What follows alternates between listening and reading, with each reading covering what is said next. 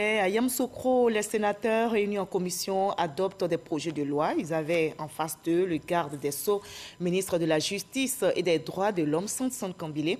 À l'issue de la rencontre, on note que désormais, en termes de succession testamentaire, médecins, pharmaciens, infirmiers et autres ne peuvent plus hériter d'un patient dont ils sont responsables.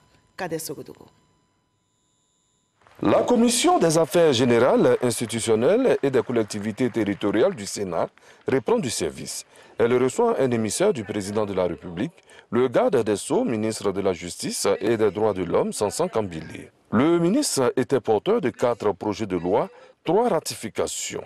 La première vient pour la mise à jour de la période de 2 mois qui courait à partir du 23 mars 2020 portant suspension des délais en matière de procédures judiciaires et administratives du fait de la Covid-19.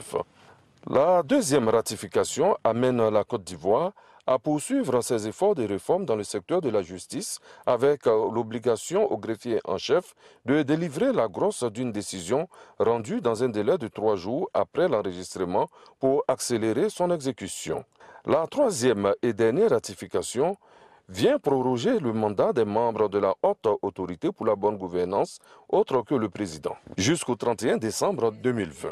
Relativement aux libéralités, du nouveau pour la succession.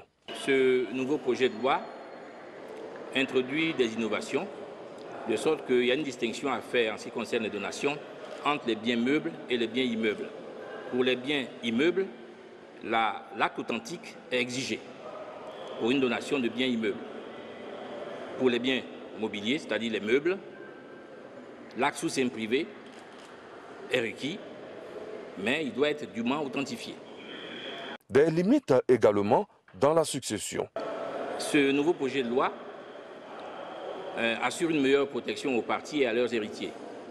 Ainsi, les médecins, le personnel soignant, les pharmaciens qui assistent et soignent une personne d'une maladie pour laquelle cette personne décède ne peuvent pas recevoir de donation ou de libéralité de cette personne. Et cette interdiction est étendue au ministre du culte et aux notaires. Autre innovation, c'est les testaments. En ce qui concerne les testaments, dorénavant, on a la possibilité de saisir 2 notaires à la fois pour le testament par acte public. Et lorsque vous saisissez 2 notaires à la fois, ce testament que vous déposez est dispensé de l'authentification par le président du tribunal. Cela est requis lorsque le testament par acte public est fait devant un seul notaire. Prochain émissaire du président de la République au Sénat, Nialé Kaba, ministre du Plan et du Développement.